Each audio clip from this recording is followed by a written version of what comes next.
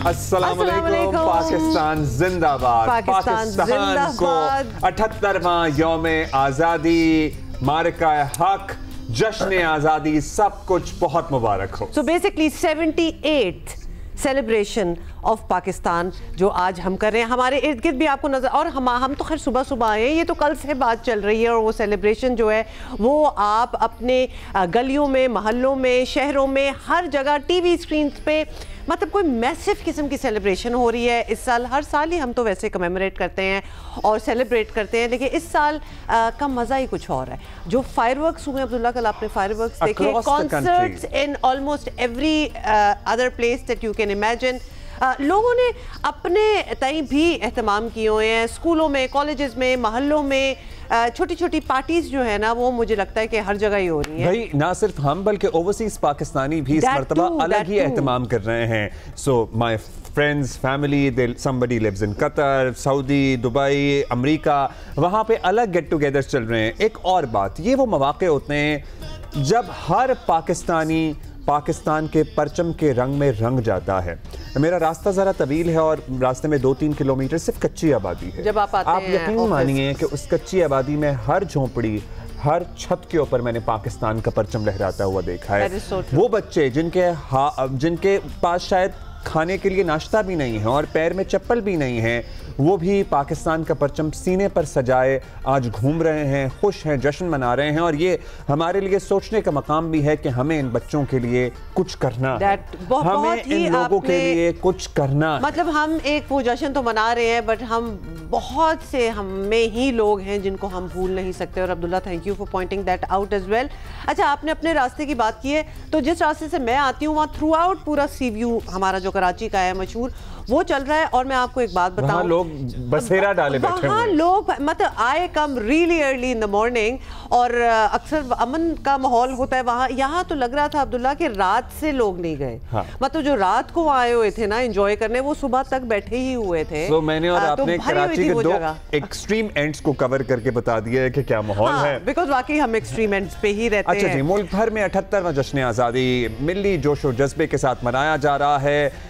रात को तो क्या समा था। हम चाहे जिन्ना स्टेडियम की बात कर लें, हम नेशनल स्टेडियम कराची की बात कर लें, हम मीनार पाकिस्तान लाहौर की बात कर लें, हम क्वेटा की बात कर लें, हम कर्नल शेर खान स्टेडियम पेशावर की बात कर लें, पूरा पाकिस्तान जश्न मना रहा था। आज दिन का आगाज़ तोपों की सलामी के साथ हुआ, फिर नमाज फजर हुई। बहुत एहतमाम होता है, आप मस्जिद में अगर नमाज अदा करते हैं तो आपको पता होगा कि आज के दिन की दुआओं का रंग ही कुछ और होता है। बहुत सी दुआएं। अच्छा, जरा तोपों की आवाज़ भी अगर आप सुनना चाहते हैं तो आप सुना दें दोबारा, लोगों ने अगर मिस कर दिया है तो। हाँ जी,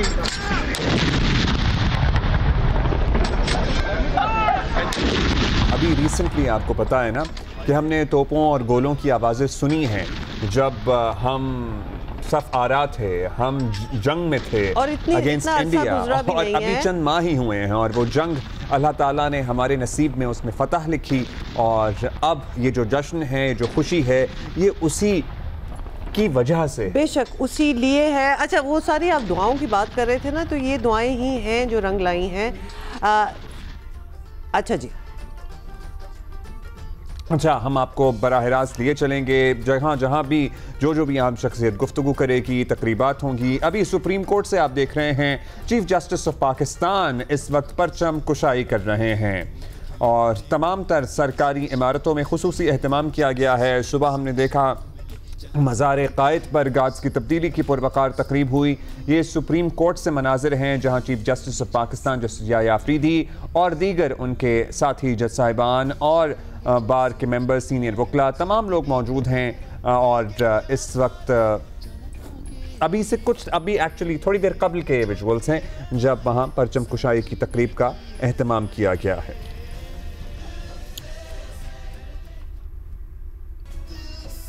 सुप्रीम कोर्ट ऑफ पाकिस्तान से मनाजिर आप देख रहे हैं। थोड़ी देर पहले ही, चंद लम्हों कबल ही परचम कुशाई की तकरीब का एहतमाम किया गया है। इसी तरह परचम कुशाई की तकरीबात हो रही हैं। गवर्नर हाउस हो गया, कायदे आज़म का मज़ार और दीगर जो अहम इमारतें हैं, अहम मकामात हैं, वहाँ पर अहम शख्सियात परचम कुशाई कर रही हैं। कौमी तराना बजाया जाता है और साथ ही पाकिस्तान की सलामती, मुल्क की सालमियत के लिए, इसकी बका के लिए दुआ की जाती है।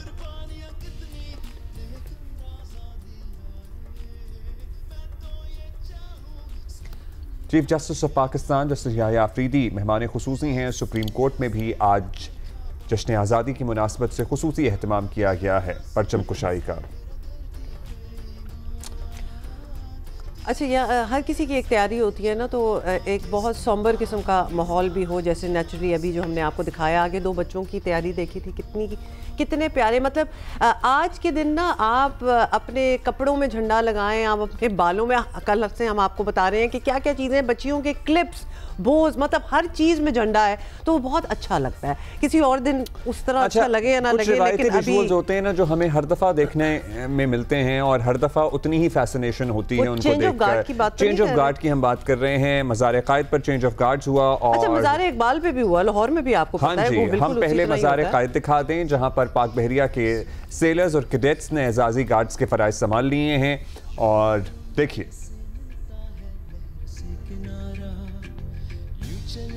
साथ ही मज़ार इकबाल पर भी गार्ड्स की तब्दीली की पुरवकार तकरीब हुई। पंजाब रेंजर्स के चाक चौबंद दस्ते ने पाक आर्मी को चार्ज दे दिया है।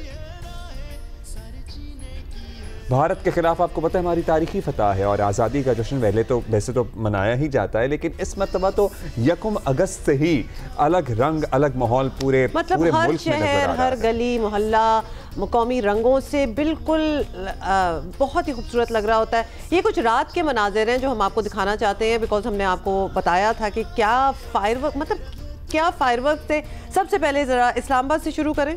अच्छा हुमा, रात जो था ना वो एक्चुअली हमारी आज़ादी के जश्न का नुक्ता अरूज हम पिछले कुछ दिनों से इस्तेमाल कर रहे थे ना किसी और कॉन्टेक्स्ट में, हमारे सियासी कॉन्टेक्स्ट में। एक्चुअली रात हमारी आज़ादी की तैयारियों का, उसके जश्न का नुक्ता अरूज था हर शहर से। बिल्कुल, और आपको पता है ना कि वैसे भी दुनिया जब कुछ हो रहा हो तो वो ईव जो है उससे एक शाम पहले वो सेलिब्रेट करते हैं। तो इस बार वैसे तो हर साल ही होता है, लेकिन डेफिनेटली इंडिपेंडेंस डे ईव जो थी वो अगर कोई बहुत ऊपर आप ले जाए ना ड्रोन और पूरे मुल्क को ऊपर से देख रहे हो तो सिर्फ फायरवर्क्स आपको नजर आ रहे होंगे।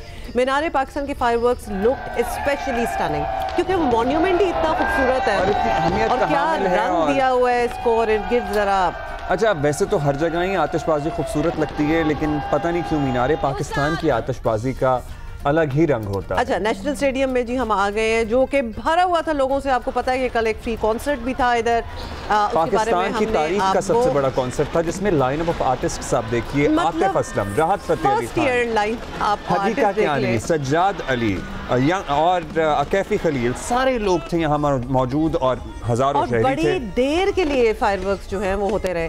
अच्छा जी, लियाकत बाग रावलपिंडी में फायरवर्क्स अब हम आपको दिखा रहे हैं। So they were all over the country. Once again आपको याद दिला दें तो हर किसी ने एंजॉय किया, आप कहीं भी हो आपने।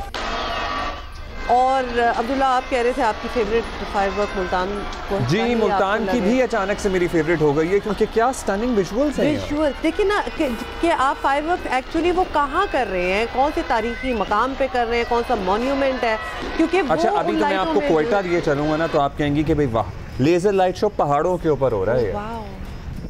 Beautiful, how nice and subtle, और किस तरह पहाड़ों की आउटलाइन दी हुई है। Very nice, very different. अच्छा, ये भी बड़ी खूबसूरत बात है ना कि हर जगह ने अपने हिसाब से किया जो उनके मॉन्यूमेंट्स हैं, जो उनको जगह अच्छी लगती। जैसे कि अभी हम आपको पेशावर दिखा रहे हैं, इनके फायरवर्क्स भी डिफरेंट हैं। हाँ, हर जगह का अपना फ्लेवर नजर आता है। पंखा टाइप बना हुआ था। फिर रानी बाग हैदराबाद में भी एक ड्रोन शो हुआ था जिसमें भी बड़ा ज़बरदस्त मुजाहिरा हुआ। सक्खर में भी आतिशबाजी हुई, बहुत कुछ हुआ। और फिर मरी कैसे पीछे रहते हैं, मरी में तो वैसे ही हमेशा ही कोई पार्टी चल रही होती है तो जश्न आज़ादी हो तो वो तो एक समझे कि एक और मौका मिल गया। और it was packed, just to tell you कि दुनिया पहुंची हुई थी मरी में। आपको पता है एक पूरा लॉन्ग वीकेंड भी बन रहा है। सो ये हैं इस्लामाबाद के मनाज़िर, जमना स्टेडियम इस्लामाबाद के विजुअल्स, जहाँ पर तीनों मुसल्लह अफवाज के सरबराहान, सदर मुमलिकत, वज़ीर आज़म, वफाकी वज़रा, वज़ीर आला पंजाब, बहुत सी अहम शख्सियात, अहम मुबालिक के सुफरा, डिप्लोमैट्स, फर्स्ट लेडी, सब लोग मौजूद थे। और यहाँ पर बहुत कुछ हुआ, जैसे कि मार्च पास्ट हुआ जिसमें मुख्तलिफ ममालिक से भी लोगों ने हिस्सा लिया। SSG कमांडोज ने भी अच्छा, फिर ये देखिए मार्काए हक MEH, ये भी उन्होंने बनाया, ह्यूमन चेन ही आप समझ लें उस तरह। अच्छा, इस मौके पर वज़ीर आज़म की जो तकरीर थी ना वो भी बड़ी ही जोशीली, बड़ी ही रब्त में थी और वज़ीर आज़म ऐसा लग रहा था कि अलग ही रंग में नजर आ रहे हैं। अच्छा, मीसाके इस्तेहकाम पाकिस्तान का भी इन्होंने जिक्र किया इसमें, जो कि बड़ा ही बहुत सी अहम बातें वो देख लें, उसके बाद वज़ीर आज़म की तकरीर के बहुत से अहम हिस्से हैं जिसमें से कुछ हम आपके साथ शेयर करने वाले हैं। मैं तमाम सियासी जमातों, स्टेक होल्डर्स और सिविल सोसाइटी को मीसाके इस्तेहकाम पाकिस्तान का हिस्सा बनने के लिए एक मरतबा फिर खलूस दिल से दावत देता हूँ। ये मीसाके मईशत की बहाली का ही मंसूबा नहीं बल्कि एक वसीतर कौमी मफाद की बुनियाद है, ताकि पूरी दुनिया देख सके कि इख्तिलाफात अपनी जगह मगर अपने प्यारे पाकिस्तान की खातिर हम सब एक हैं। अब हम किसी नए फितने को जगह नहीं देंगे। पाकिस्तान में सबको एहतजाज का हक है मगर जलाओ घराव का नहीं, तनकीद का हक है मगर तौहीन और गाली का नहीं, सियासत का हक है मगर रियासत के खिलाफ बगावत का नहीं, और इसको हम किसी सूरत भी इसको पनपने नहीं देंगे। मईशत के इशारे आहिस्ता आहिस्ता बेहतरी की तरफ बढ़ रहे हैं। महंगाई की सतह जो 34% तक पहुंच गई थी आज 5% तक आ चुकी। स्टॉक एक्सचेंज अपनी बुलंदियों पर है और बैंकों का इंटरेस्ट आधा कम हो चुका, 21% से 11% पे आ चुका। हमारा सबसे बड़ा चैलेंज ही सियासी इस्तेहकाम है, क्योंकि मईशत को तो हमने कहीं ना कहीं किनारे लगाने की तरफ बड़ी अहम इक़दाम करनी है। वो डायरेक्शन जो है वो हमें नजर वाज़े हो गई है और ज़ाहिर है पाकिस्तान मईशत के इस्तेहकाम की तरफ गामज़न है, माइलस्टोन्स भी साथ साथ अचीव करता जा रहा है। अगर सियासी इस्तेहकाम भी आ जाए, और ज़ाहिर है इतना अनरेस्ट भी नहीं है, लेकिन दूसरी तरफ कहीं देखें तो लगता है कि अनरेस्ट है भी, क्योंकि ऑपोजिशन बड़ा जो है। अच्छा मौका था अब्दुल्ला के वज़ीर आज़म ने इस मौके की मुनासबत से इसका जिक्र किया और मीसाके इस्तेहकाम पाकिस्तान को उन्होंने जिक्र किया, open offer to all parties कि बाकी इख्तलाफात जो भी हों हमारे आपस में, लेकिन for the sake of Pakistan हमें फिर भी बेहतर फैसले मिलकर करने की बहुत ज़रूरत है, और यही उनका कहना भी था। लेकिन दूसरी तरफ आपको बता दें कि अपोजिशन जमात तहरीक इंसाफ को निज़ाम से इतनी शिकायत हैं कि वो आज़ादी के दिन पर एहतजाज की बात कर रही है और जश्न मनाने की भी, तो साइड बाय साइड चल रहा है। सुनिए उनका क्या कहना है। हम जश्न आज़ादी मनाएंगे, बिल्कुल पाकिस्तान है, पाकिस्तान की हम जश्न मनाएंगे। उस आज़ादी के साथ हम खान साहब की रिहाई के लिए भी आवाज़ उठाएंगे। यस, हमारा जश्न होगा, आज़ादी का जश्न ही हम मनाएंगे, लेकिन खान साहब की रिहाई के लिए भी आवाज़ उठाएंगे।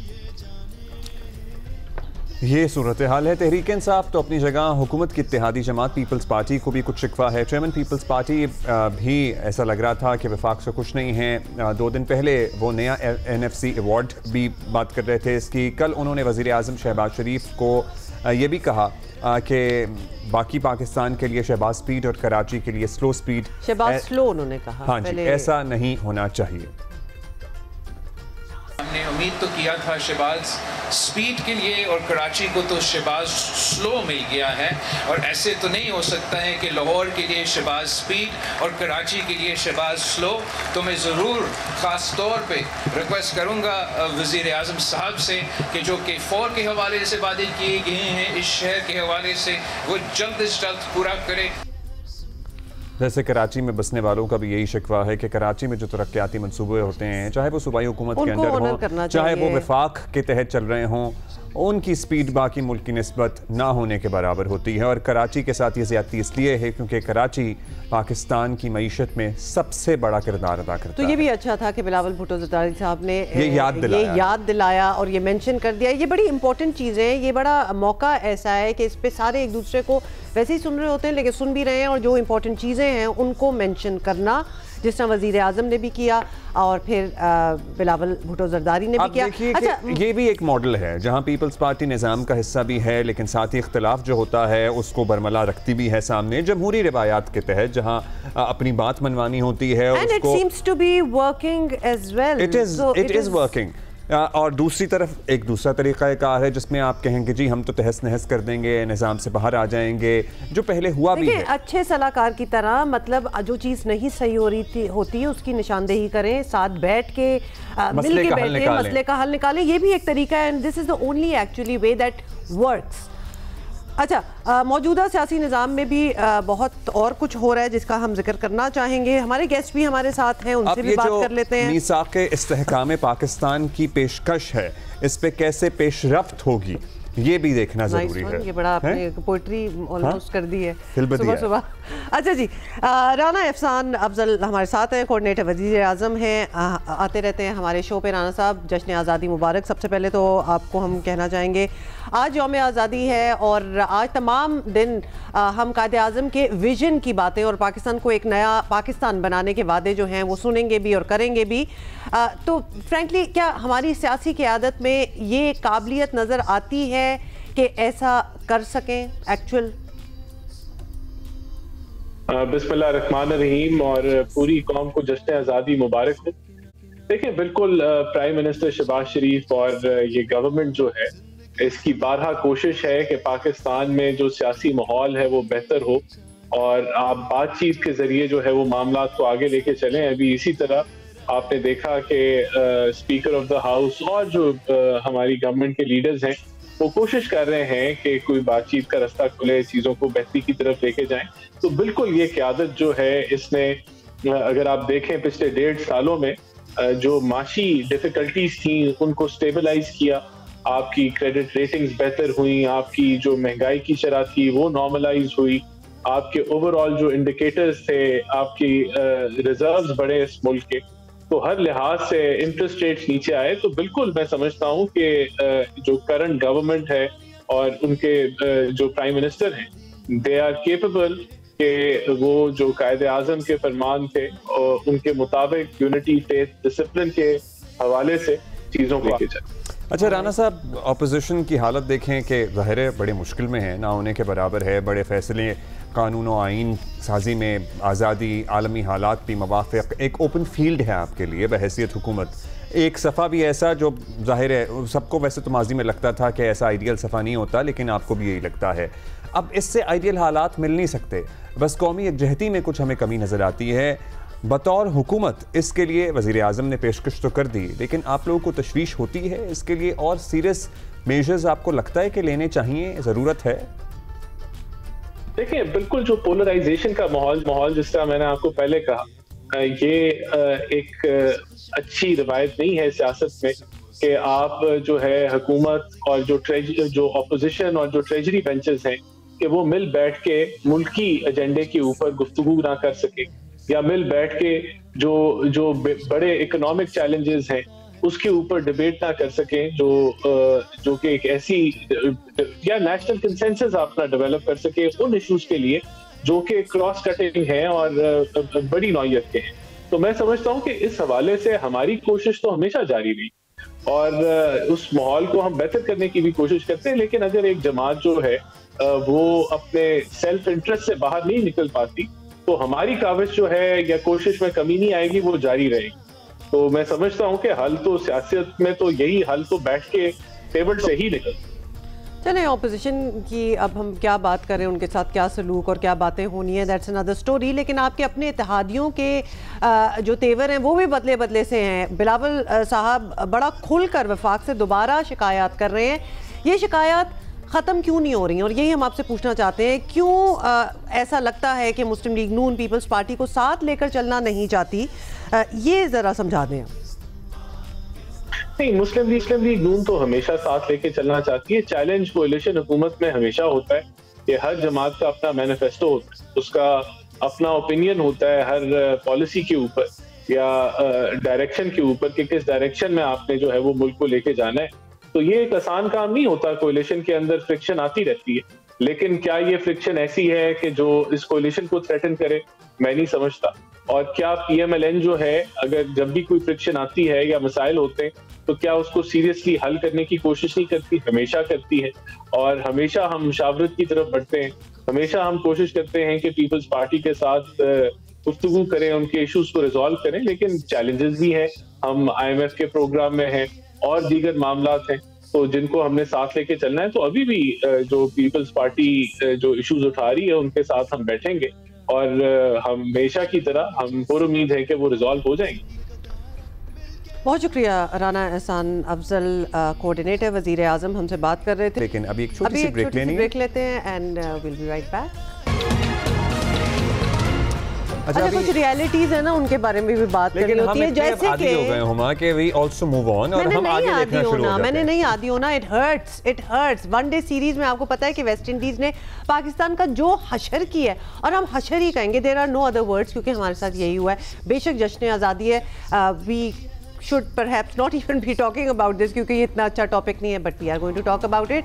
तो जी, एशिया कप की तैयारी में टीम को कोई मदद मिली हो या नहीं, लेकिन सिलेक्शन कमेटी को ज़रूर मदद मिली है उस पिटाई से, क्योंकि अब हमें ये पता चल गया कि हमें क्या नहीं चाहिए। एक दिन में ये मुतवक्के है कि कुछ तब्दीलियां आएंगी। दौरा वेस्ट इंडीज़ ने सिलेक्शन कमेटी का काम शायद अब काफ़ी हद तक आसान कर दिया है। बाज़ खिलाड़ियों के बारे में बहुत कुछ जो पर्दे में था हालिया परफॉर्मेंस से खुलकर सामने आ गया है। वैसे तो लिटरली ये परफॉर्मेंसेस ऐसी हैं जिस पे बहुत अरसे से पर्दा डाला जा रहा था, पर्दे में था नहीं वो। जिन सीनियर खिलाड़ियों की T20 में वापसी की बातें हो रही थी, उन्होंने खुद ही अपनी अहलियत या ना अहलियत, चलें वो कह देते हैं, वो साबित कर दी है। सो लिहाजा लेट्स टॉक अबाउट दिस। सो इसी पे बात करते हैं। सुहेल इमरान हमारे साथ मौजूद हैं, हमारे साथ ही हैं, joining us from Lahore. Suhel भाई थैंक यू, जश्न आज़ादी मुबारक। बताइएगा क्या सुन रहे हैं और ये क्या बाज़गश्त है? हाँ, और ये क्या एक्सपोज, मतलब ऑलमोस्ट समझे एक्सपोज ही हो गई हैं हमारी वीकनेसेस, हमारी खामियां ये वेस्ट इंडीज़ के साथ मैचेस में इसी तरह ही देखा जा रहा है। उमर अब्दुल्ला, ये जो हारे हैं पाकिस्तान क्रिकेट टीम, ये वनडे सीरीज हारे हैं और अब आगे हमने चलकर खेलने हैं T20। उसमें ट्राई सीरीज है जो 29 अगस्त से शुरू होगी और एशिया कप है जो कि 9 सितंबर से शुरू होगा। तो डेफिनेटली जो वनडे सीरीज है उसमें कारकर्दगी जिस तरह की रही है उसके ऊपर कोई भी किसी तरह की माजरत पेश नहीं की जा सकती। लेकिन जो T20 सीरीज रही है उसमें भी आप एक मैच हारे हैं, बांग्लादेश के खिलाफ आप सीरीज भी हारे हैं, तो वो भी एक अलार्मिंग सूरत हाल है। लेकिन अब चूंकि T20 फॉर्मेट है तो यही पता चला है कि जो T20 टीम अभी फॉर्मेट की गई थी बांग्लादेश के खिलाफ सीरीज के लिए और वेस्ट इंडीज के खिलाफ सीरीज के लिए, यही तकरीबन टीम होगी यूएई में होने वाले बैक टू बैक 2 इवेंट्स के लिए। इस दौरान फखर जमान की इंजरी को लेकर ये बातें की जा रही थी कि शायद वो दोनों इवेंट्स में शिरकत नहीं करेंगे, हालांकि ऐसा नहीं है। वो अगले 10 से 12 रोज में फिट होकर एक्शन में दिखाई देंगे। उनके इनिशियल जो टेस्ट हैं वो अभी होना बाकी हैं यहाँ पर लाहौर में नेशनल क्रिकेट अकेडमी में, और उसके बाद उनको ग्रीन सिग्नल मिल जाएगा। बाबर आजम का इंजरी जो है सुहेल भाई, एक तो हमने आपको जश्न आज़ादी मुबारक कहा है तो उस पर तो आपने हमें जवाब ही नहीं दिया, उस पर भी रिस्पॉन्ड करें हमें। दूसरा ये कि फ़खर की इंजरी बड़ी कंसिस्टेंट हो गई है अब, मतलब वो आते हैं, समझे रिकरिंग है, ये बार-बार recurring is the right term for it. So उस पर भी गौर किया जा रहा है, how much can we rely on his fitness. जहां तक फखर जमान की बात है, डेफिनेटली फखर जमान को इंजरीज होती रही है और उनकी जो फिटनेस थी और उनके करियर के हवाले से कुछ खदशात का इजहार भी किया जाता रहा था कि शायद वो हाइपरथायराइड का शिकार हुए थे, जिसका उन्होंने खुद कुछ इंटरव्यूज में जिक्र भी किया था। ये 5-6 महीने पहले की बात है, जिसकी वजह से वो खासे दूर भी रहते और PSL से पहले वो मुकम्मल फिट होकर वापस आए थे। चैंपियंस ट्रॉफी में नो डाउट वो फिटनेस मसाइल से 2-4 हुए थे। उनकी ये बिल्कुल ऐसी चीज है कि वो ऑन एंड ऑफ चलते रहते हैं, लेकिन फखर जमान इस चीज की जब भी उनसे मुलाकात होती है या जब उनका इंटरव्यू करते हैं तो वो अपनी जो हाइपरथायराइड की वजह से उनको जो मुश्किलात पेश आ रही थी या जिसकी वजह से वो फिटनेस मसाइल से 2-4 हुए थे, उसके बारे में वो हमेशा डिनाई करते हैं, कहते हैं कि ऐसी कोई वजह नहीं है। जो इंजरीज उन्हें हो रही हैं वो खेल की वजह से हो रही हैं, उनकी दूसरी जो सेहत की अलामात हैं उसके साथ उनका कोई ताल्लुक नहीं है। लेकिन डेफिनेटली जो फिजियोज हैं, जो ट्रेनर्स हैं, वो फखर जमान के ऊपर काम कर रहे होंगे। लेकिन हमारा जो टॉप ऑर्डर का कॉम्बिनेशन है, जो टॉप ऑर्डर में बैटर्स इस वक्त मौजूद हैं, उसमें थोड़ी सी वैरायटी है। अगर फखर जमान खुदा न खास्ता अवेलेबल नहीं भी होते तो आप उनकी जगह पर टॉप ऑर्डर में इतने बैटर्स हैं कि आप उनको खिला सकते हैं। लेकिन फखर जमान का होना T20 और स्पेशली इन यूएई कंडीशंस वो पाकिस्तान टीम के लिए खासे कारआमद साबित हो सकते हैं। लेकिन अगले चंद रोज में बताया गया नेशनल सारे मैचेस ऑलमोस्ट मतलब बैक टू बैक यूएई में ही होंगे, तो क्या अब जो नई सेटअप ऑफ द टीम है जिसमें स्पिनर्स भी होने चाहिए, तो ऐसा ही होगा? सुफियान मुकीम या और स्पिनर्स वगैरह को रखा जाएगा? फैसल हैं, सुफियान हैं, इन सबको मौका मिलेगा। स्पिनर्स का अब्दुल्ला और हुमा यही कॉम्बिनेशन रहेगा, जिन्होंने बांग्लादेश के खिलाफ सुफियान मुकीम डेफिनेटली अभी टीम में भी आए हैं, यही रहेंगे। नवाज, इकरार, सुफियान मुकीम, इसके बाद आपके पास दूसरी साइम अयूब है, वो वैरायटी आपके पास है।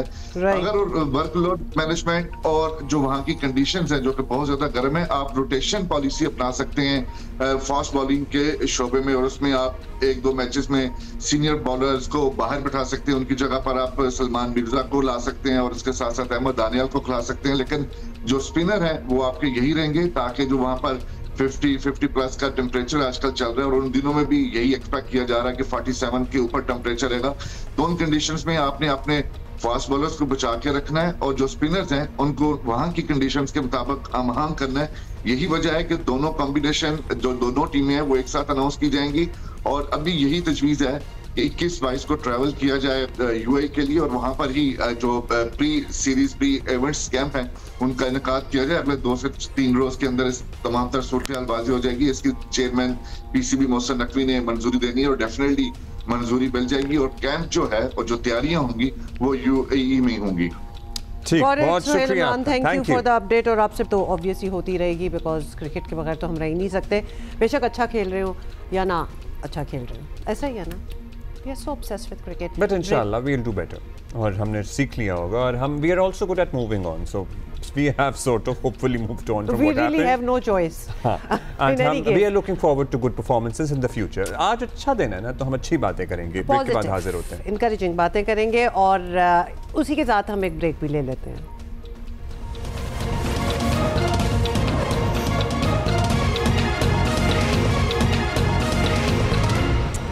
वेलकम बैक, जश्न आज़ादी मुबारक। अच्छा, thank you so much for your messages. और कहाँ है आज, झंडे के रंगों में कहीं गुम हो गए? नहीं, तो यही होना चाहिए, आज के दिन तो यही होना चाहिए कि आप खुद एक झंडा बन जाए। हाँ। तो मुझे पता चला है कि मैं बिल्कुल अपने बैकग्राउंड के साथ मर्ज हो रही हूँ, लेकिन मैं इधर ही हूँ। इसको देख के पता चल जाता होगा कि इसके साथ कोई बैठा हुआ है। आप सही हैं वैसे, आप ठीक हैं। मेरा ये यूनिफॉर्म है हर साल। वैसे I am looking at myself, I am okay as well. Oh well. अच्छा जी, गेस्ट भी हैं आज हमारे साथ। हमारी फिल्म इंडस्ट्री में वैसे ही फिल्में वैसे तो कम बनती हैं, लेकिन इसके बारे में हमने ज़रूर बात करनी है, because we have some guests with us today on that. लेकिन वो बात हम बाद में कर लेंगे। उससे पहले अब्दुल्ला, जो आप करना चाह रहे हैं। भाई आपको पता ही है, हम हर साल वैसे तो आज़ादी का जश्न मनाते हैं, लेकिन आज 2025 में जश्न आज़ादी की खुशियों में भारत को धूल चटाने का फ़ख्र भी कौम के साथ है, इस जश्न के साथ है। पाकिस्तान ने भारत को अस्करी, सियासी, सिफारती, मुआशी महाजों पर भी शिकस्त दी है। वो भारत जो पाकिस्तान को दुनिया में तनहा करने के दावे करता था, पाकिस्तान से शिकस्त के बाद न सिर्फ अपने ज़ख्म चाट रहा है, बल्कि तेज़ी से आलमी तन्हाई की तरफ भी बढ़ रहा है। वज़ीर आज़म शहबाज शरीफ ने जिन्ना स्पोर्ट्स स्टेडियम इस्लामाबाद में यौम आज़ादी और मारका हक की तकरीब के शुरका से खिताब में उन्होंने कहा कि दुनिया ने हमारे मौक़िफ़ की तायीद की है। उन्होंने अमरीकी सदर डोनाल्ड ट्रंप की जंगबंदी की कोशिशों का शुक्रिया अदा करते हुए कहा कि ट्रंप अब कश्मीर का मसला भी हल कराएं। मैं अमेरिका के सदर डोनाल्ड ट्रंप का भी खुलूस दिल से शुक्रिया अदा करता हूं, जिन्होंने अपनी टीम के साथ मिलकर जंगबंदी के लिए मस्बत और ठोस किरदार अदा किया। मुझे कभी उम्मीद है कि खित्ते में देर पा अमन के लिए सदर डोनाल्ड ट्रंप कश्मीर का मसला अक़वाम मुत्तहिदा की करारदादों और इंसाफ के तकाज़ों के मुताबिक हल करवाने में अपना भरपूर किरदार अदा करेंगे। बड़ी इफ़ेक्टिव तकरीर भी थी। दुनिया आज भी पाकिस्तान के साथ खड़ी है, ख़ास तौर पर अमेरिका से ताल्लुकात जो तवील अरसे से सर्द मोहरी का शिकार थे, उनमें गैर मामूली बेहतरी आई है। अमरीकी सरमायाकार कंपनियां जो हैं वो पाकिस्तान में सरमायाकारी के लिए तैयार हैं। इजराइल ईरान जंग में जिस तरह पाकिस्तान ने खुलकर ईरान का साथ दिया, उसने पाकिस्तान और ईरान के ताल्लुकात में नई जो है वो हरारत पैदा की है। इसी पे बात करते हैं। पाकिस्तान की सफारती कामयाबियों का सफ़र भी माशाअल्लाह जारी और सारी है। एजाज चौधरी हमारे साथ मौजूद हैं, सीनियर सफारतकार हैं। बहुत शुक्रिया आपका चौधरी साहब। एजाज साहब, सबसे पहले तो आपको जश्न आज़ादी मुबारक, और अब आपसे यही जानना चाहेंगे कि जियो पॉलिटिक्स में पाकिस्तान की पोजीशन 14 अगस्त 2024 की निस्बत आज 2025 में कितनी मुख्तलिफ है? जी, पहले तो सारे नाजरीन को बहुत बहुत जश्न आज़ादी मुबारक हो। 2024 के मुकाबले में 2025 में हम बेहतर खड़े हैं, बिल्कुल बेहतर खड़े। हर लिहाज से। मैं आपको उसकी 3-4 मिसालें देता हूँ। पहली बात तो ये है कि उस वक्त ये तासुर था हिंदुस्तान को कि पाकिस्तान की कौम बिखरी हुई है और उसकी इक़्तिसाद कमज़ोर है, उसकी मिलिट्री भी कमज़ोर है, तो कुछ भी कर सकते हैं। तो एक तो वो सारा का सारा मिथ टूट चुका है और पाकिस्तान अल्हम्दुलिल्लाह एक मजबूत कौम के तौर पर उभरा है। और दूसरा ये है कि अमेरिका के साथ जो ताल्लुकात थे पिछले कई सालों से डोल्ड्रम में थे, कहीं समझ नहीं आ रही थी कि अमेरिका क्या चाहता है और हमारे ताल्लुकात किस नहज पे जाएंगे। उसमें भी एक नुमायां कामयाबी हुई है, क्योंकि उनको नज़र आ गया कि पाकिस्तान एक ताकतवर मुल्क है जो अपना दिफा करना जानता है और इसके साथ बिजनेस भी की जा सकती है, और आपने देखा कि उसके बाद से काफ़ी सूरत हाल में तब्दीली आई। तीसरा जो हमने देखा कि चीन जो है वो पाकिस्तान का एक बार फिर जिसे कहते हैं ना कि बहुत ही अच्छा दोस्त साबित हुआ, और उसने पाकिस्तान के साथ ऐसे दिया जिस तरीके से कोई भी आयरन ब्रदर जिसे कहते हैं ना, आहनी फौलादी भाई की तरह। चौथी चीज़ जो मुझे नज़र आ रही है कि कुछ इक़्तिसाद में भी थोड़ी सी हमने बेहतरी ली है। कुछ हमारा फिस्कल डेफिसिट पे थोड़ा काबू आया है, इन्फ्लेशन पे थोड़ा काबू आया है। वो जो एकदम से हमारा एक्सचेंज रेट इस कदर ज़्यादा पीछे गिरता जा रहा था, वो भी स्टेबलाइज हुआ है। तो उम्मीद करनी चाहिए कि अगर ये हमारी पॉलिसीज़ में तसल्सल रहा तो ये भी आगे बेहतर होगा। हम एक बड़े अच्छे और पॉजिटिव इनकरेजिंग डायरेक्शन में हैं। वो जैसे कहते हैं ना कि there is some light at the end of the tunnel, तो वो हमें थोड़ा बहुत नज़र आना स्टार्ट हो गया। इंशाल्लाह आगे भी बेहतर हो। अच्छा एजाज चौधरी साहब, हमारा बड़ा एक नेचुरल कॉन्टेस्ट जो है वो हमेशा इंडिया से ही रहा है, और उनके हालात आलमी सफारती मंजरनामे पर अच्छे नज़र नहीं आ रहे आजकल। अगर देखा जाए उनके हालात में ख़राबी का ज़िम्मेदार आप उनको खुद को समझेंगे, हमें समझेंगे? क्या लग रहा है आपको, क्या हो रहा है? देखिए, यकीनन हिंदुस्तान है, क्योंकि पाकिस्तान ने तो कोई ऐसा काम नहीं किया, बल्कि अगर माजी में जब हिंदुस्तान ने जारहियत की भी और उन्होंने बालाकोट पे 2019 पे हमला किया, तो हमने तो उनके पायलट को गिराने के बावजूद फौरन भेज दिया खैर सगाली के तौर पर। और लेकिन उस पर भी उनका जो रवैया ये था कि उन्होंने कहा कि ये तो कत्ल की रात होती अगर पायलट ना आता। तो इससे आप अंदाज़ा लगा सकते हैं कि किस किस्म की हुकूमत है। लेकिन 3 जो हालिया ऐसे मामलात हुए हैं जिनकी वजह मैं समझता हूँ कि हमारा जो खित्ता है वो अभी खतरे से दो चार है। पहला तो ये कि जनाब मोदी साहब ने कहा कि अभी ऑपरेशन सिंदूर जारी है, यानी पॉज हुआ है, सीज फायर नहीं है, ये पॉज है और ये चलेगा। पहला तो ये वो खतरनाक चीज़ है। दूसरा, फिर इन्होंने जून के महीने में अग्नि 5 जो है, जो इनका एक मिसाइल है जो सुना है कि 5000 किलोमीटर तक जा सकता है, 2500 से 5000 तक, और 7500 किलोग्राम का वो ले जा सकता है। वो बंकर बस्टर उसके अंदर वो लगाए गए हैं, वॉरेट्स लगाए गए हैं, और वो ये सुना है कि वो बिल्डिंग पे गिरे तो 80 से 100 मीटर तक अंदर चला जाता है और उसके बाद फटता है। तो ये साथ ही साथ इंडिया में ये चैटर हो रहा था कि जी कराना हिल्स जो हैं वहाँ पे शायद हम हमला करें और ये अग्नि 5 बड़ा काम आएगा, और इस किस्म की जो बातें हैं ये भी बहुत ही खतरनाक और जारहियत वाली बातें हैं। और अभी 2 दिन पहले उनके आर्मी चीफ ने जो बयान दिया है कि भाई जो यानी क्या द नेक्स्ट वॉर में हैपन सून, ये उनके एग्जैक्ट वर्ड है कि अगली जंग जो है वो जल्दी ही हो सकती है। साथ ही साथ उन्होंने पानी भी हमारा रोका हुआ है और अपने हमारे खिलाफ प्रोपेगेंडा भी ख़त्म नहीं किया। तो माहौल तो कोई कशीदा ही है जी। अब हिंदुस्तान कोई भी जारहियत कर सकता है, अगर चाहे पाकिस्तान की तरफ से भी बड़ा ज़बरदस्त जवाब गया है कि जनाब हम तैयार हैं, अगर आप करेंगे तो शायद हम आपको फिर एक बार सरप्राइज दें। बहुत शुक्रिया हमसे बात करने का एजाज़ चौधरी साहब। और naturally we also want to know where we stand, और हमारे इर्द गिर्द जो हमारे पड़ोसी हैं वेयर दे स्टैंड विज़-अ-वी अस। और ये चीज़ें बड़ी क्लियर भी हो गई हैं, बड़ी क्लियर भी हो गई है। और ये जो आपने पहले शुरू में सवाल किया था ना कि how is it different from last year, things are so much different from last year. और इसीलिए कहते हैं ना it is a different ball game, it is a different ball game, और वक्त एक जैसा नहीं रहता, so it keeps changing as well. It is definitely favouring us at the moment. सबक होना चाहिए। अच्छा, कुछ आपको दिखाना चाहते हैं। पाकिस्तान में यूरोपियन यूनियन की सफ़ीर रीना कियोंका, जो कि एक दफ़ा हमारे शो पे भी आई हुई हैं, बड़ी अच्छी उनसे गप्पें लगी। वो पाकिस्तान को यौम आज़ादी की मुबारकबाद उन्होंने दी। यूरोपीय सफ़ीर रीना ने ट्रम्पेट पर पाकिस्तानी कौमी तराना बजाकर पाकिस्तान को खराज तहसीन पेश किया। She is known for it and she is very talented. और जहां वो खड़ी थी और ट्रम्पेट बजा रही थी, पीछे आपने ग्रीनरी देखी थी, मतलब some stunning visuals from Islamabad there and surroundings. अच्छा जी, चलें, ये तो हम आपको दिखाना चाहते थे। कौमी खेल की बात करेंगे। और आपको पता है कल हमारे बच्चों को स्कूल में कौमी चीज़ों के बारे में बताया गया। National animal, national fruit, national sport, पता है ना आपको? नेशनल स्पोर्ट क्या है? National flower. So national flower is jasmine. लेकिन क्या बच्चों को पता था कि नेशनल स्पोर्ट जो है वो एक्चुअली कौन सा है और कौन सा नहीं है? नहीं, उन्हें नहीं पता था, और उन्हें पता लगा क्यों, और इसलिए उन्हें पता था क्योंकि इसके बारे में बहुत बात नहीं होती। लेकिन दुनिया जानती है कि पाकिस्तान ने आज़ादी के चंद बरसों बाद ही दुनियाएं हॉकी पर राज करना शुरू कर दिया था। और आज भी सबसे ज़्यादा 4 बार वर्ल्ड कप जीतने का एजाज़ पाकिस्तान के पास ही है। लेकिन अभी हाल इतना अच्छा नहीं है।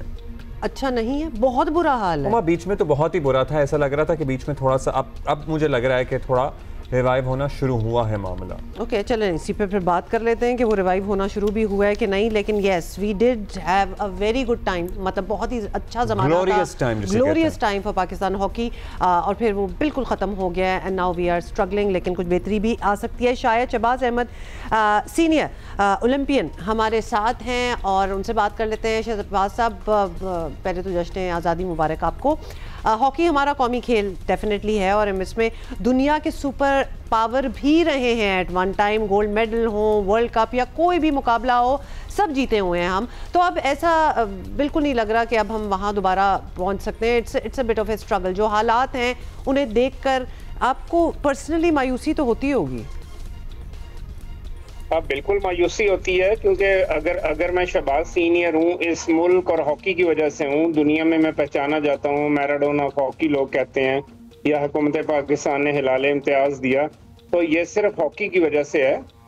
मेरा ख्याल है कि अभी जो है हॉकी का शौक तो लोगों को है, लेकिन जो प्रॉपर पैटर्नेज चाहिए वो अभी नहीं है। हमारे लिए बड़े काबिल एहतराम है, लेकिन अब हम देख रहे हैं कि कुछ ना कुछ प्लेयर्स जान मार रहे हैं। कुछ लड़कों का नाम भी लोगों को मालूम, मतलब पता लगना शुरू हो गया है। कहीं ना कहीं रिजल्ट भी मिल रहे हैं, लेकिन माली मसाइल भी हैं, मैनेजमेंट फेडरेशन स्पोर्ट की जंग भी है, इल्ज़ाम तराशियाँ भी हैं, बड़े पुराने चक्कर हैं। आपको पता है इन हालात में हम उम्मीद रखें कि हालात बेहतर होंगे, हम और हम आगे बढ़ेंगे। देखें, सबसे पहले तो बात यह है कि जो हॉकी के सदर हैं तारक बुगटी या हॉकी के सेक्रेटरी जनरल हैं राना मुजाहिद, दोनों को मैं 1 साल हो गया उनके साथ, मैं उनको देख रहा हूँ, उनकी शख्सियत को भी जानता हूँ। मुझे उनमें से कोई भी ऐसी चीज़ नज़र नहीं आई कि वो करप्शन करते हैं या करेंगे। दोनों का लाइफस्टाइल जो है मेरे सामने बिल्कुल अयां है। और जहाँ तक पाकिस्तान स्पोर्ट्स बोर्ड का ताल्लुक है या स्पोर्ट्स मिनिस्ट्री का है, तो उनको इनको आंसरेबल होना है। ठीक है, वो ये कहते हैं कि जो आप हिसाब देते हैं, जो आपने खर्च किया है, उसको डिले क्यों किया है। मैं समझता हूँ वो डिले भी डिले नहीं है, टाइमली रिप्लाई जा रहा है, क्योंकि मैं खुद भी PHF की चीज़ों को देख रहा होता हूँ। और जो माली मुश्किलात हैं तो वो देखें, वो तो इफेक्ट होती हैं। जैसे अभी अमाद भट्ट ने भी बताया कि पाकिस्तान की टीम के प्लेयर्स को डेली अलाउंसेस नहीं मिले, तो जो भी स्टेक होल्डर्स हैं उनको ये देखना चाहिए कि साल के 2 या 3 टूर होते हैं, और एक प्लेयर को साल में अगर 5-6 लाख भी हम नहीं दे सकते, तो हम कैसे उम्मीद रखेंगे कि पाकिस्तान की हॉकी जो है वो दोबारा वापस आ जाए। होपफुली जी, बहुत शुक्रिया हमसे बात करने का शहबाज अहमद सीनियर साहब, थैंक यू। और दुआ तो यही है कि मतलब हमारी हॉकी भी रिवाइव हो और हमारी क्रिकेट भी बेहतर हो। हमारी तो इस वक्त दोनों स्पोर्ट्स जो हैं वो कुछ खास हम जरा नहीं है। आपको पता है आज़ादी के फ्लेवर्स तो हम ऐड कर ही रहे हैं, क्योंकि आज है ही आज़ादी का जश्न मनाने का दिन। कल रात क्या समा बंधा नेशनल स्टेडियम कराची में, बहुत ही आला। और in case you were not there, तो हम है ना आपको दिखाने के लिए हमारे लेजेंडरी सिंगर सज्जाद अली, हमारे बहुत फेवरेट, उन्होंने परफॉर्म किया। और जो कम उनकी परफॉर्मेंसेस वैसे इस तरह कम ही होती हैं के लिए, हम सब के लिए। मतलब इनको लाइव सुनना क्या ट्रीट होगी लोगों के लिए, बिकॉज ये तो अच्छा ही परफॉर्म्स लाइव कम ही करते हैं लेकिन उस तरह नहीं करते जिस तरह बहुत से हमारे और सिंगर्स भी हैं। मतलब इनके कॉन्सर्ट वैसे तो जब परफॉर्म करते हैं लाइव ही करते हैं, नहीं मतलब कहने का है वो करते ही नहीं है ना कॉन्सर्ट्स वगैरह इतने ज़्यादा। अभी रिसेंटली वैसे उन्होंने किया था बट दिस वाज। अच्छा ये भी देखिए आप और फिर ब्रेक ही लेंगे, साथ में वापस आएंगे। अच्छा हमारे जो यंगस्टर्स हैं ना वो बहुत कुछ कर रहे हैं। Are we playing the music also? We are playing. I love it. आज सब कुछ ही डिफरेंट है। अच्छा जी, पाकिस्तान में आपको पता है कि बहुत से खेल ऐसे खेले जाते हैं जो मकामी सतह पर तो बड़े पॉपुलर होते हैं लेकिन आलमी मुकाबलों में हमें कोई ख़ास जगह हम नहीं बना पाए उनमें। ताइक्वांडो भी ऐसी ही एक मार्शल आर्ट है, ऐसा ही एक मार्शल आर्ट है। थोड़ी तब्दीली हम देख रहे हैं कि पाकिस्तान के ताइक्वांडो स्टार्स अब दुनिया को भी इम्प्रेस कर रहे हैं। मलेशिया में होने वाली इंटरनेशनल हीरोज ताइक्वांडो चैंपियनशिप में 32 ममालिक शरीक थे। इसमें पाकिस्तानी खिलाड़ियों ने मुल्क का नाम रोशन कर दिया। नौजवान खिलाड़ियों ने गोल्ड मेडल जीते और इन्हीं गोल्ड मेडलिस्ट्स में एक हैं अब्दुल हादी भी, जिनकी उम्र है सिर्फ 13 साल। He is only 13 years old. Abdul Hadi, बहुत मुबारक। क्या हाल है आपका? वेलकम टू जियो पाकिस्तान। कहाँ से ज्वाइन कर रहे हैं? जी मैं मलेशिया कोलालमपुर में। अच्छा अभी तक मलेशिया में ही हैं आप। सो अब जश्न आज़ादी की सेलिब्रेशंस तो आप घर में मिस कर रहे हैं यहाँ पे पाकिस्तान में, लेकिन आपने हमें आज़ादी का तोहफा दिया है। आज हम लोग पाकिस्तान एम्बेसी गए थे सेलिब्रेशन के लिए। अच्छा lovely, so you did not miss on that as well. हाँ तो आपकी तो बड़ी जबरदस्त किस्म की सेलिब्रेशन होगी। अब जल्दी से बता दें ये शौक ताइक्वांडो में कहाँ से आया और इतना आया कि मतलब गोल्ड मेडलिस्ट हो गए?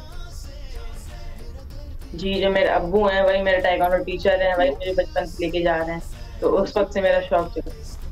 तो अब्बू आपके टीचर हैं और वहाँ से आप कोच हैं आपके, आप इंस्पायर हुए हैं। अब्बू भी ताइक्वांडो में मेडल्स वगैरह जीतते रहे हैं? जी जबरदस्त। Runs in the family Abdullah. हाँ इट डज।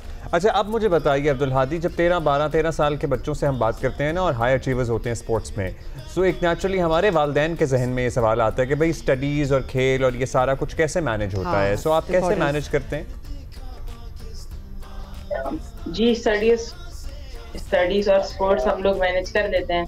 हमें आपकी आवाज़ बहुत कम आ रही है एकदम से। जी अब्दुल हादी बोलिएगा, दोबारा बताइएगा। जी जब पढ़ाई का टाइम होता है तो पढ़ाई करते हैं, फिर जब स्पोर्ट्स का टाइम होता है तो हम स्पोर्ट्स करते हैं। तो आगे का क्या प्लान है? आप माशाल्लाह मलेशिया में चैंपियनशिप आपने गोल्ड मेडल जीता है। इंशाल्लाह ओलंपिक खेलना है मुझे, और अभी हमारा 2 दिन बाद एक और MBW इवेंट है। अच्छा ये बताएं, हम साथ साथ आपकी खेल देख भी रहे हैं, माशाल्लाह बड़ा एग्रेसिव आप का खेल है और आप हमें लग रहे हैं एक छोटे से बच्चे।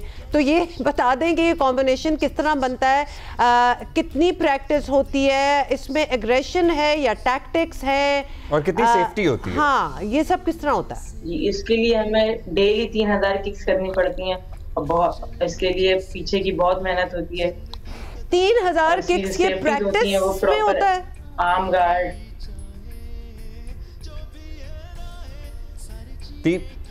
3000 किक्स। जी प्रैक्टिस करते हैं। 3000 किक्स की प्रैक्टिस होती है अब्दुल हादी रोजाना? जी डेली। तो इसके लिए तो आपको बड़ी स्पेशल डाइट भी चाहिए होती होगी। आप पाकिस्तान में कहाँ प्रैक्टिस करते हैं? पाकिस्तान में हमारा एक क्लब है डिफेंस फेज में।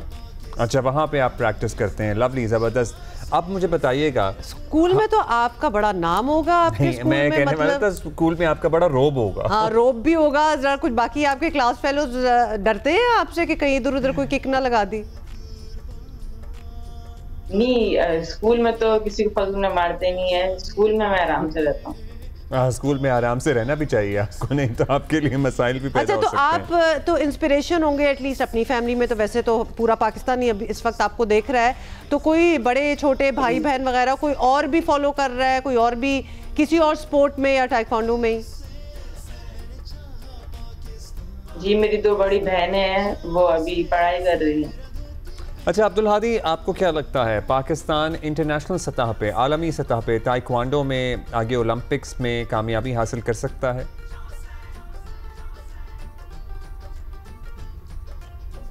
इंशाल्लाह अगर फैसिलिटीज मिले तो इंशाल्लाह कर सकते हैं। क्या फैसिलिटीज चाहिए आपको?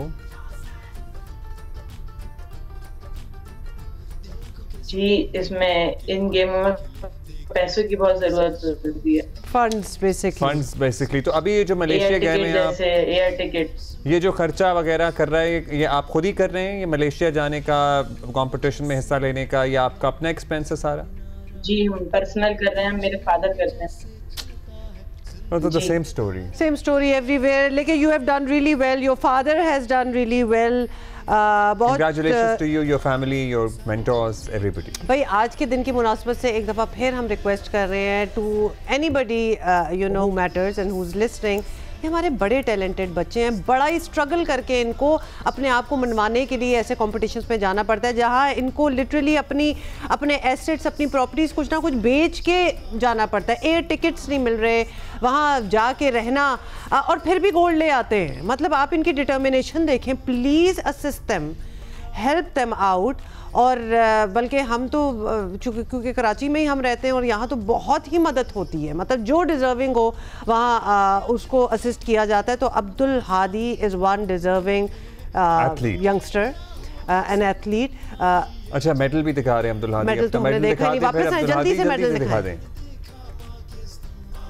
जबरदस्त Abdul Hadi, so proud of you my friend. कितना प्यारा आप मुस्कुरा भी रहे हैं और कितने खुश नजर आ रहे हैं अपने मेडल से। क्या कह रहे हो? मैंने 5 फाइट्स की थी, इसमें मेरी पहली फाइट सिंगापुर से हुई थी, दूसरी फाइट मलेशिया, फिर तीसरी फाइट मेरी इंडोनेशिया पे, चौथी फाइट सेमीफाइनल मेरा कंबोडिया से हुआ, पांचवी फाइट मेरी चाइना से हुई, बहुत टफ थी। अल्हम्दुलिल्लाह मैंने फाइट निकाल के गोल्ड मेडल हासिल। अब्दुल हादी, ये तो पूरी समझे कि हम वर्ल्ड वॉर ही जीत लिया आपने। तो कितने मुल्क तो आपने गिनवा दिए जिनको आपने हरा दिया, और आपने तरक्की याफ्ता तरीन ममालिक को हराया। मतलब उनकी फैसिलिटीज का हमारे साथ चाइना, सिंगापुर का क्या मुकाबला हमसे। Thank you so much Abdul Hadi. Okay, so ये वो जज्बा है और ये वो कैंडिडेट्स हैं जिनकी मदद करनी चाहिए ताकि ये आगे जाएं और ओलंपिक्स तक पहुंचे। अच्छा जी, साथ ही हम ब्रेक ले रहे हैं। See you. Welcome back. अच्छा, हमने पहले बात स्टार्ट की थी ना फिल्मों की, वो इसलिए की थी क्योंकि आज एक फिल्म रिलीज हो रही है। भाई देखें, अदरवाइज ये होता है पाकिस्तान में फिल्में वैसे कम बनती हैं, लेकिन जब होती हैं ईदों पे होती हैं। लेकिन ये मूवी जो है जिसकी हम बात कर रहे हैं तो वो जश्न आज़ादी पे रिलीज हो रही है। गुड, अच्छा लगे हमें। मूवी का नाम है welcome to Punjab. Welcome to Punjab और बनाई है जी शहजाद रफीक ने, और उनके स्टार्स जो हैं वो आज हमारे साथ हैं। ज़ारा हयात, न्यू कास्ट है फिल्म के लिए। आदि खान हैं इसके लीड एक्टर और लीड एक्ट्रेस हैं ज़ारा हयात। इसमें और भी बड़े लोग हैं, जावेद शेख साहब हैं, बुशरा अंसारी हैं, अदनान सिद्दीकी हैं, बहुत से लोग हैं। वैसे जावेद शेख साहब के बगैर वैसे कोई फिल्म बनना मुमकिन है पाकिस्तान में? It's not that we are not complaining, we love him, we like him, so yes. हाँ, but he is a part of all the films. Maybe he's like the good luck magic or whatever. Zaara और आदि हमारे साथ हैं। क्या हाल है आप लोगों का? बहुत बहुत मुबारक हो। ज़ारा, लेडीज़ फर्स्ट, आपसे बात का आगाज़ करेंगे। So there is TV, there is social media, मतलब बहुत से काम आजकल तो हो रहे हैं इन दो मीडियम्स में, लेकिन जो मूवीज़ में आना चाहता है, फिल्मों में आना चाहता है, वो पैशन ही कुछ और होता है। तो आपको मौका किस तरह मिला, कैसे आई? क्या इंटरेस्ट था आपका? एज अ मॉडल मैं इस इंडस्ट्री में आई थी और मैं शूट्स वगैरह भी करती हूँ, लेकिन ये मेरी फ़र्स्ट फिल्म है और मेरा अमेजिंग एक्सपीरियंस रहा। और मुझे फ़ील होता है कि जब मैं इस इंडस्ट्री में आई तो मुझे खावर सर ने लॉन्च किया था, मैंने उनके साथ फ़र्स्ट टाइम शूट्स वगैरह किए। तो वहाँ पे मेरी शहजाद सर के साथ मुलाकात हुई, हमारी एक मीटिंग हुई, तो उन्होंने मुझे देखते ही कह दिया कि तुम मेरी फ़िल्म की हीरोइन हो। तो बस मैं कास्ट हो गई इसी तरह और फर्स्ट डे मैं सेट पर आई। अच्छा लगता है, ये बड़ी नॉस्टैल्जिक 90s की बातें लगती हैं जब हीरोइनें जो है ना वो इंटरव्यू में कहा करती थी कि डायरेक्टर ने देखा और कह दिया कि तुम मेरी फिल्म की हीरोइन हो। तो ऐसा ही होता है, अभी भी होता है ऐसा। क्लियरली ऐसा ही हो रहा है। अच्छा आदि, अस्सलाम वालेकुम, कैसे हैं आप बताइए आपका जर्नी कैसे शुरू हुआ? आप इस इंडस्ट्री में आए, पुराने हैं, मतलब फिल्म के लिए नए हैं, लेकिन आपका सफर कैसे शुरू हुआ? हाँ, मतलब young obviously, but not the first project certainly. सबसे पहले अस्सलाम वालेकुम जी। तो जर्नी स्टार्ट होती है कि मैं था मतलब I came in this industry like as a child star. बचपन से लाइक टीवी कमर्शियल्स किए, ड्रामा सीरियल्स किए, ये सारी चीज़ें थी। और उसके बाद आहिस्ता आहिस्ता आहिस्ता आहिस्ता आहिस्ता करके स्टेप बाय स्टेप चलते गए। और आज माशाल्लाह शुक्र अल्हम्दुलिल्लाह फिल्म कर रहे हैं, वो भी शहजाद अंकल के साथ। उनके साथ मेरा बॉन्ड बहुत पुराना ही है और मतलब लाइक उन्होंने मुझसे एक दफ़ा वादा किया था आज से कोई 7-1 साल पहले कि पुत्र तू बड़ा हो जा तो मैं तेनू अपनी फिल्म से हीरो लेवांगा। तो he is the man of his words और उन्होंने अल्हम्दुलिल्लाह मौका दिया, हमने फिल्म की। यानी उन्होंने पहले ही आपको स्पॉट कर लिया था कि मैंने जी मूवी बनाऊंगा तो यही होगा। That's very nice. ज़ारा आप भी बताइएगा, शहजाद रफ़ीक की बात हो ही रही है, उनकी मूवीज़ में म्यूज़िक बहुत इंपॉर्टेंट होता है और ये हम एक्सपेक्ट कर रहे हैं कि इस मूवी में भी वेलकम टू पंजाब में म्यूज़िक तो कुछ होना चाहिए। What's your which one is your favourite? Tell us about it. मेरा फेवरेट सॉन्ग है महकी हुई रात, बल्कि हमारी फिल्म के सारे सॉन्ग्स ही बहुत मज़े के हैं, आप सबको बहुत पसंद आएंगे, लेकिन महकी हुई रात मेरा अपना वो पूरा मेरा सॉन्ग था, उसमें मुझे बहुत मार्जिन मिला और निगाह जी थे कोरियोग्राफर, उन्होंने मुझे डांस भी सिखाया उसमें काफ़ी चीज़ें और I have learned a lot of things. तो मेरा महकी हुई रात फेवरेट सॉन्ग है। ज़बरदस्त भाई, आपको परफॉर्मेंस का मार्जिन मिला है इस गाने महकती हुई रात में। हाँ ज़बरदस्त, अच्छा होगा। ओके ज़रा इंटीमेट से लग रहा है। अब मुझे बताइएगा आदि, आप के करियर में तो जाहिर है फिल्म के लिए आप वैसे तो आपने कहा बचपन से आप काम कर रहे हैं, बिल्कुल आपको देख के हमें याद आ गया था कि आपको हमने देखा हुआ है, बड़े होके ज़रा आप देख रहे हैं। हाँ। शुरू में ज़रा सेफ खेलते हैं लोग फिल्मों के लिए, वैसे हमारे यहाँ फिल्में बनती कितनी हैं।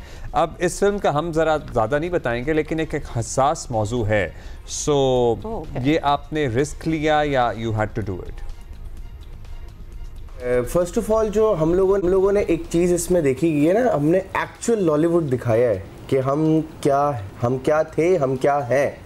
जो मेजॉरिटी आज के जो मैं किसी को हर किसी का अपना विजन होता है। अगर मैं भी अगर कोई चीज़ डायरेक्ट करूँगा तो मेरा एक अपना विजन होगा मेरा एक अपना विजन होगा।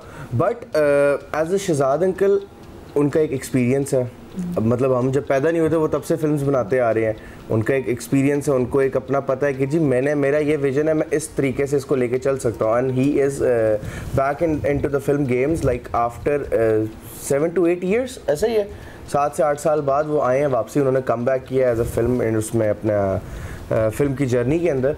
और फिर गुड लक आदि and good luck Zara for welcome to. So movie जी आज रिलीज हुई है, you can go and watch. आज के दिन का एक और ही फ्लेवर होता है, उसकी एक और फील होती है। बच्चे भी इस दफ़ा ज़्यादा एक्साइटेड हैं, सो हमें कुछ काम भी करने। बच्चों ने पाकिस्तान बर्थडे के लिए केक की फरमाइश की है। तो बर्थडे ही है ना, माना के मतलब है ज़रा 70s वाली बर्थडे, लेकिन है तो birthday. Okay, so we will see you tomorrow. So I have to arrange that and I'm going to see you tomorrow.